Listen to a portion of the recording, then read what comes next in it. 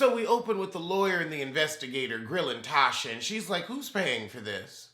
And they like, now girl, we thought you just asked a friend to off your husband because he was whooping on you.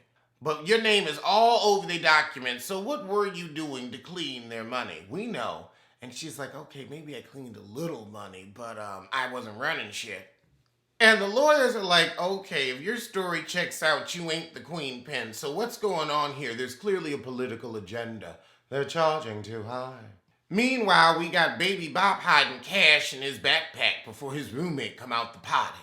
So he's asking his roommate, can I go by Aunt Monet's for dinner? The food here is terrible. Child, we got another scene in the classroom and Tariq ain't read the book yet again. So after class, Baby Bop go to meet with his lawyer, and his lawyer says you gotta trash James St. Patrick at his funeral so you can taint the jury pool. The jury pool. Back at school, Baby Bop's white friend wants to get back in the business. He wants to afford more nights at the strip joint.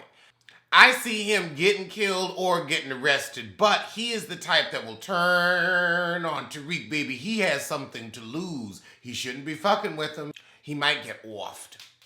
See, unlike Tommy Egan, Tariq dismisses him and isn't really here for him, but he knows too much of his business. It's like, look, you know that kind of business. You gotta, hey, okay, I do need that hug, but he gonna fuck it up playing it too cool. They needed a younger actor for this because he looks dead ass 40, like he should be playing a lawyer. And who gave him this hair color? They gave him this hair color to try to make him look younger, but it's not working. Now we got Aunt Monet in bed with that police officer, and he wants a little more, and she wants to keep it as it is. I knew there was something going on with them. Child, now we got the football player trying to hit on the teacher, but she, meanwhile, is more concerned about Tariq. So now we got Baby Bop meeting with Simon Stern, and he's like, child, if you blow your pappy up, you gonna blow that club up and fuck up your family trust. Now, I'm rich and white, I'll be fine, but you, child, ain't no more illegal money coming in, so that club all you got. Back with the lawyer and the investigator, she ain't buying it. She's like, look, they both liars, let's walk away. So the lawyers realize some stuff's going on, while the prosecute you is like, look, we gotta bury Tasha and James's crimes. Back in prison, Tasha's talking with Baby Bop, and she said, you know, Stern got a point.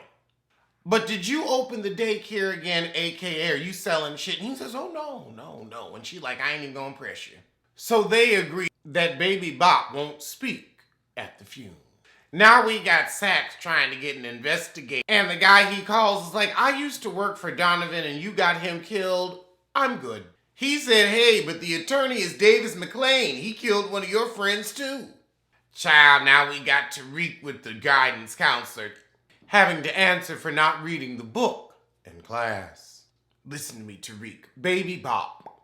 Baby Bop. So after their meeting, she said, I'ma schedule a vigil, and she go to tell his teacher, and he's like, you can't do that. Oh, Lord, so now they get into it, and she says, you want to talk about not having the right? You published someone's life. He said, well, why'd you get me the job here if you didn't want this to happen? And he goes in for the butt grab. Are we gonna get another coitus scene? Coitus. Coitus, I called it coitus. So now she meet with her white friend and she's like, oh Jesus, what did you think was gonna happen with some desk pussy? Oh, she's her sponsor and she's like, girl, this is who he put in the novel. Stay away from him. Oh Lord. Do we need this love story sidetrack? No, we're here for the big rich town and everybody was involved in the crime and the drugs and the drama. They are not. Oh! The sponsor said a sex and love addiction. Is this what you want your life to look like forever? Because you a fool right now. Oh. All right, now we're at dinner at Aunt Monet's and Uncle Frank drops by. Who this? Oh, he just got out of prison. Monique don't look happy to see him. She said, what you doing out? It ain't good behavior. He looking at the daughter saying, you filled out. Monet said, what do you want, Frank? Well, you know, your husband said you could hook me up with something. She said, you gotta go. Lorenzo ain't promised you shit. Child, Aunt Monet ended dinner, said, okay, look, you take Frank for a drink, y'all go upstairs, you get the plates. Wonder what's gonna happen to Frank. Meanwhile, Kane, who's supposed to take Tariq back to school, pulls him over to have a chit-chat. And Tariq's like, look, you want to yell at me? You got a rat in your house, and it's obvious. He said, has that man ever been that excited to see you before? Ain't you heard about a parole hearing? I ain't new to this, I'm true to this. You want to say I'm hot? Your gift of discernment, darling, has not arrived. He said, look, honey, your mama got bigger fish to fry. I want to be cool. Lord, so now we at the vigil, and the man the guidance counselor shouldn't be with shows up. Child, now Tariq come back to his surprise vigil. I would not want a surprise vigil. If I don't organize it, maybe I just need to mourn in private. So the Latina heifer in class with him walk up, hey Tariq, glad you could make it. How you gonna say glad you could make it to somebody's own father's vigil? Glad you could show up to the funeral. What the fuck? And now they ask him for an impromptu eulogy. Y'all ain't shit. An impromptu eulogy. So he see his wife friend and he like, yeah, let's go to that party. I don't want to be here. And of course the guidance counselor man see the whole thing and look at her just shaking his head. Child, now we got Monet in the kitchen telling her daughter, okay, you see how that man said you filled out? You got some power over him, so you got to work that power to get some information for Aunt Monet. So now Zeke get back and she said, you take care of that? Yeah, and you right. Tariq is smart. He said Uncle Frank, and everybody in unison said is a snitch. And it don't matter who he snitched on, a snitch is a snitch. And you know what they say, snitches end up in ditches. That's why I have the allegedly show, honey. I'm already talking about what's already out there. You want to get mad at me? Get mad at Rhymes for snitch. That's where I heard it from. They told you business. Okay, now Monet go wake up Zeke. Zeke, did Tariq want to come here? She like, I can smell the dealer. So now we got Tariq at the frat party with the whiteys. And the white friend tells him, see, we can make bank here. Oh, child, now we got the brother drunk punching security because they in a frat house.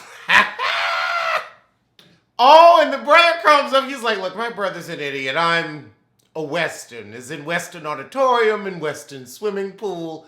I think we can come to a calm conclusion here. Okay. He's showing his little skills. All right. I was wondering why you were here, but this, again, why does anybody think you are a college student when you look my age? I'm going to have to look him up. I'm going to have to see how old he is.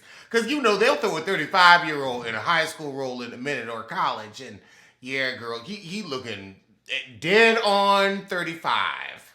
He is 24? He's 24? His name is Gianni Paulo. He looks a little younger on his Instagram. I think some of it is, Power has harsh lighting. I don't like the way the show is shot. It's so dark, so maybe that's what's aging him. Also, this hair color is not doing him any favors. But yeah, 24? That's a rough 24. Okay, back in prison with Tasha, she sees that officer that's got that hard on for her talking to another woman who says she needs a morning after pill in here pronto. Who she been fucking? Who got you pregnant in the anus? In prison. A women's prison. The officer said, who you been fucking in here? I was wondering that too. I mean, I'm sorry, like you need a penis to get pregnant. Like I would need a vagina. If I came on and told y'all I was having a baby, you'd be like, and what clinic is responsible? Who's the surrogate? Because we know from the streets of New York all the way out to Vegas, it doesn't matter if you're rich or if you're famous, because you can't get someone pregnant in the anus. No, you can't get someone pregnant in the anus. Yeah.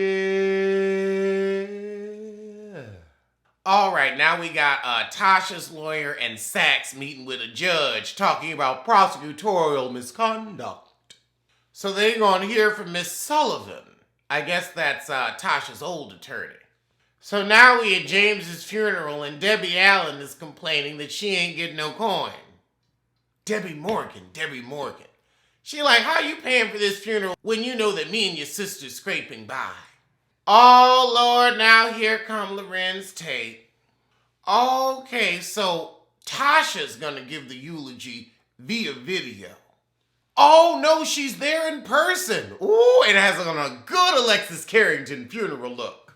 Oh, Lord, so now Saxton come in and made sure her ass is in shackles for the eulogy to make her look guilty. So Lorenz Tate was gonna give the eulogy, but Tariq said, nope, I got it. Lord, so now Uncle show up, so that's gonna give Tariq a crisis of conscience. Who this uncle? Because I don't trust him. Child, Tariq cops out. He don't give a scathing review, he just says he was complicated. I mean, I don't know if it's poor writing or poor acting. I think it's a mix. Baby Bop never did it for me. Tasha tell Tariq get her a morning after pill before they take her off. So now they interviewing the lawyer that was prosecuting Tasha on why she dropped the case to try to get that prosecutorial misconduct, but it ain't gonna work. It's too early in the season for that. You know, now I kind of see why they build shit slow, because if you're an avid viewer like we are, you're like, we see that shit coming. Ooh, child! This white woman is in here. She sings. She is giving you canary tea. She said, honey, when Sax walked in with that warrant, I knew we had both been set up and it was a jurisdictional grab. I was like, look, I ain't gonna fight with it, but I ain't gonna lie to you about it either. I ain't gonna add nothing to it, ain't gonna take nothing from it. But sit down, ho, I'm about to tell all your business. Oh, they said it. Girl, she said if this was legitimate, we could have proven the murder and y'all could have charged in tandem. The fuck? She said, you embarrassed my ass, I'm embarrassed you. I'm under oath, honey. I'm telling it all. I'm telling it all. The judge said, you want to cross-examine? He said, no. Do you want to explain yourself? There's some splaining to do. Oh, he got a rebuttal witness. Sax is prepared. Sax is like, look, I'm not about to embarrass my family. But you will, babe, or you'll end up dead.